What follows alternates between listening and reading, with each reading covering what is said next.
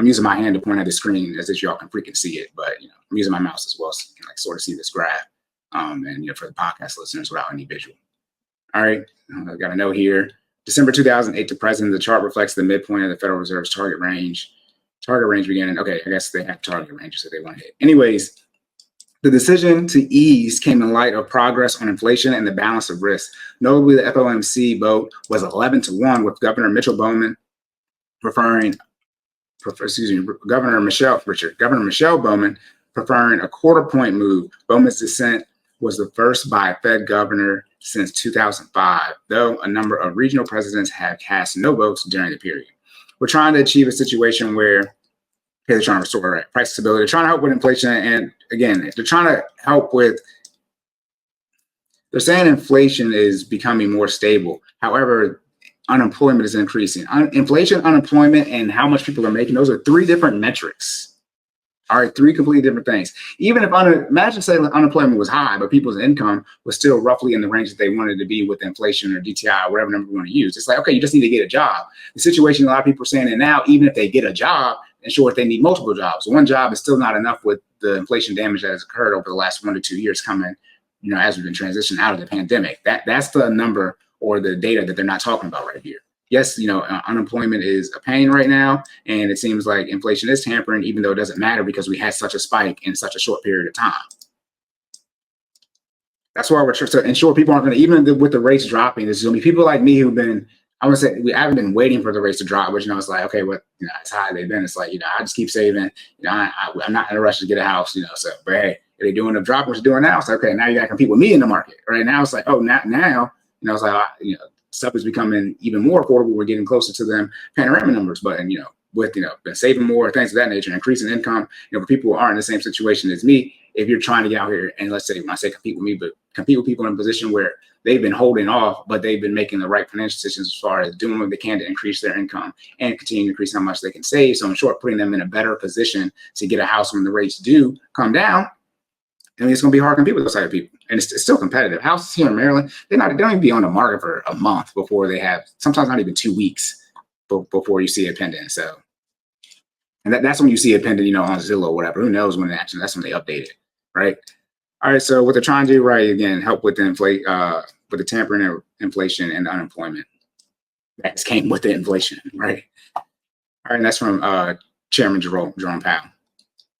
All right, trading was volatile. You're talking about the stock market. Yeah, after the decision, Dow was, went up 35 points, but I believe the market ended up going down because they're still considered what it suggests about the state of the economy. Stocks ended, they lower. All right, Treasury yields bounce higher. This is not the beginning of a series of 50 basis point cuts. The market was thinking to itself, if you go 50, another 50 has a high likelihood.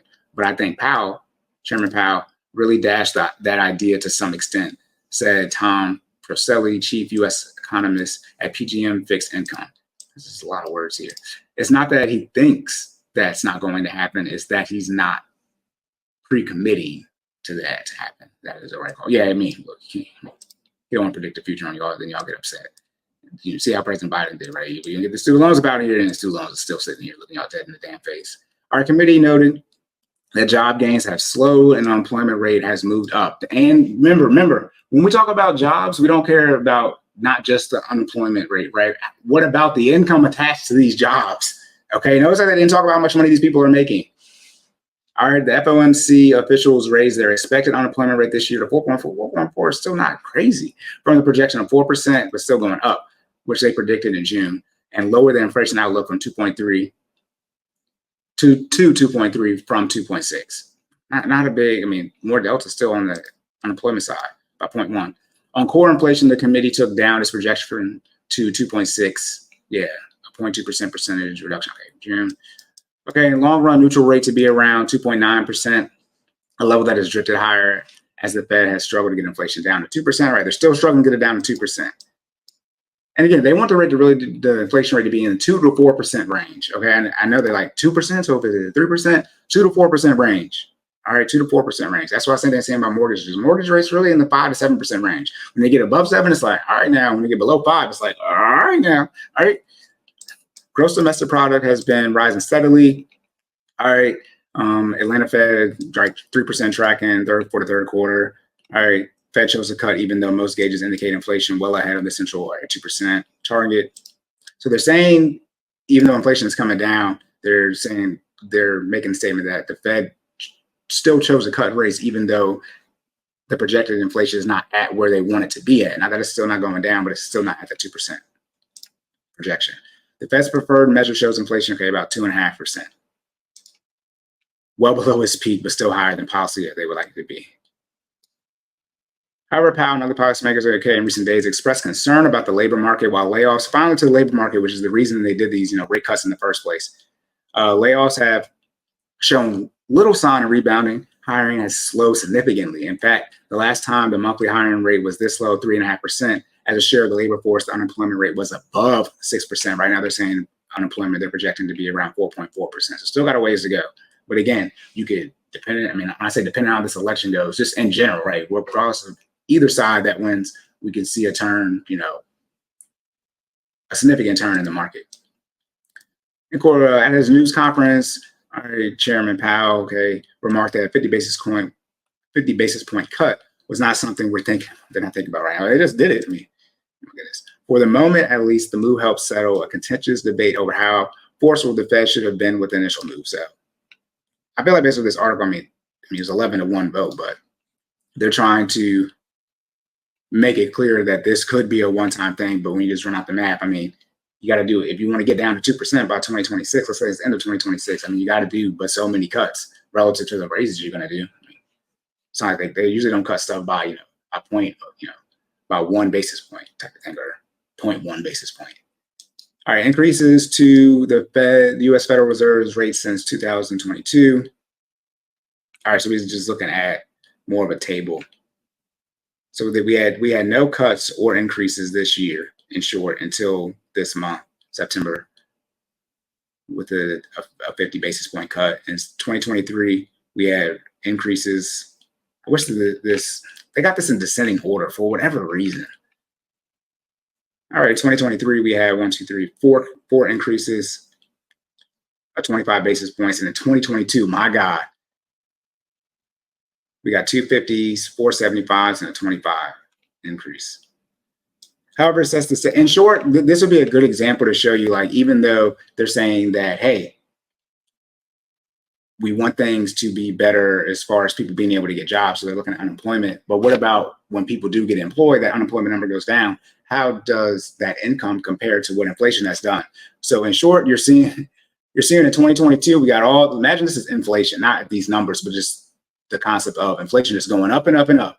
Up and up, but still going up. All right, and then we finally have this, right? This cut of 50 years. So let's say we just did this math here. It's what is that? 150, 300, 400, 500, right? I think that's 525. So we're up, right? Over 450 in short. And if your raise has only been 200, right, in this time period, 2022, 2024, you can see how far behind you are. That's the part that this article is not addressing, and what you see a lot of Americans complain about when they say they can't afford things. So even though you hear that inflation is getting closer to that 2% range, where they rarely tell you, I say rarely, at the same time, to have a full conversation about the economy, unemployment, the job market, things like that. Because remember, the job market is why they're saying they really did these cuts as far as unemployment rate, thinking that it's going to be a little bit higher than they want it to be. Even if you're employed, if you don't got the money, if you don't have the money that you want to have, I got to go to another job. And again, that's what people are complaining about, really. Hey, I got 2 jobs, 3 jobs. But dual income households, 2 jobs. I recommend y'all make as much money as you have.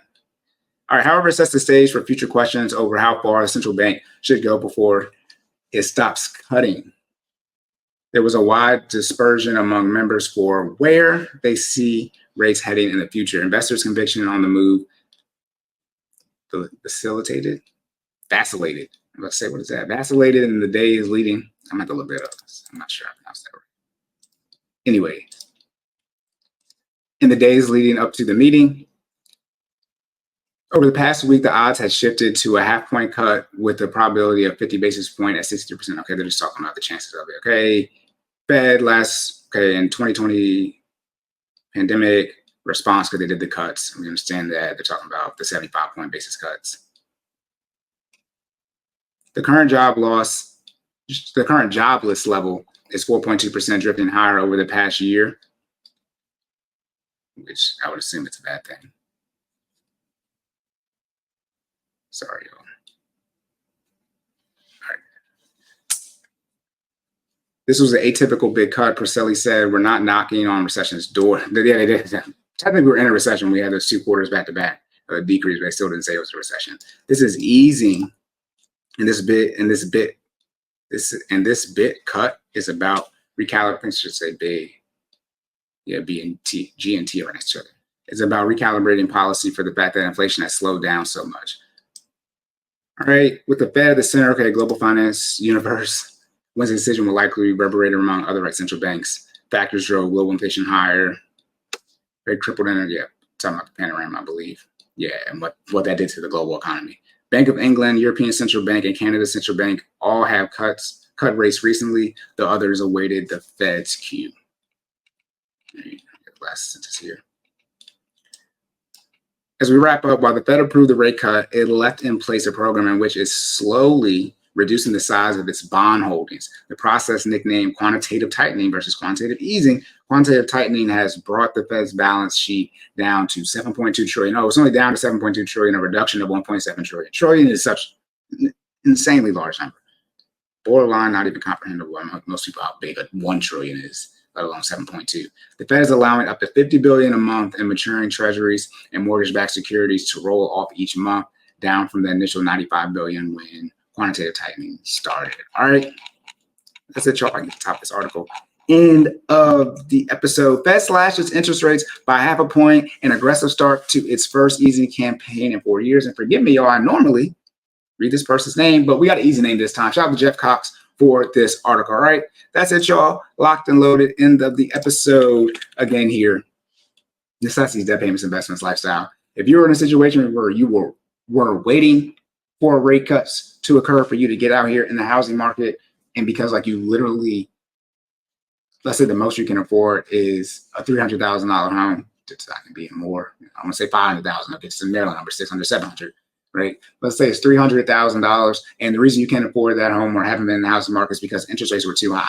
Now you might need to lower how much money you were looking on spending on a house. And that might mean you have to move, either move or increase your income to compensate, whichever one you want to do. But a lot of times it wasn't that the interest rate is the reason you couldn't get your house. You just had, your eyes, you're trying to eat more than you can handle, in short. And even though we had the pandemic numbers at 2% and 3% ranges, there's a reason it only happened. It was historic, and it was just there for when it was there. When we're in that, like I said, that 5 to 7% range, that is more what you need to expect and really need to be having in your budget when you're seeing things. When we get above 5%, we start getting to that 10% range, even though people, baby boomers and younger, they were buying houses when we had interest rates above 10% for mortgages. That's when it's egregiously high. That's when there's a significant problem. But when that 5 to 7% range, it's like, okay. And now we're talking about looking like stuff might get below 5%. It's like, I think Monday? Yeah, Monday, I was told 5.5. And I believe that following day, that Tuesday, I was told 5.4. So, and that was before these cuts. So these cuts happened Wednesday. Today's Thursday. So we might be seeing things getting below 5%, getting down to that 4% range. If they're talking about doing these cuts, they're really going to put stuff back to what it was in the panorama level. See, they're talking about doing this stuff. Remember, the pandemic era cuts, as I wrap up, were in short instantaneous, the way they brought them down, right? We just had them rates down like that. If we see this again, then you would think they're not going to lower rates again and create the same type of inflation problem, even though we shouldn't go to have another pandemic, but have the increase as far as money pumped into the economy as what happened with the panorama. We should see, in theory, as they're doing these rate cuts, the goal is to have, more stabilization when it comes to the economy, right? That's what we want. But that's it, y'all. Again, make sure y'all comment, like, share, and subscribe. Shout out to the YouTube algorithm. Make sure you leave those rating reviews on the podcast platforms as well. My information, as well as my coach, your information, can be found in the description. I am Silent_Cory for your financial information, and Jordan is Stop Stalling J for your fitness information, and FinallyFit.live, where we can go to sign up for the 5:30 a.m. Eastern Standard Time virtual training sessions with Jordan. All right, and again, y'all, I have not forgot about the taken out of context. I know. I've been recording almost a month, like I said. Got some stuff going on here. But we getting back situated. Work went crazy at training day. There's a lot of movement stuff, but we still got enough content that we're at least going to keep dropping the clips for y'all. But the plan is to get more content out, so the clips are coming out faster and then more relevant. That's good for us, so we can stay more in the algorithm. What's that's actually popping in the algorithm, and so you guys are getting more information and more stuff for those people who don't like watching the full clips. All right, but again, y'all got any questions, comments, concerns, please reach out to us or leave a comment. All right, remember to save more, say less, keep making better your best, and I'll catch y'all in the next one.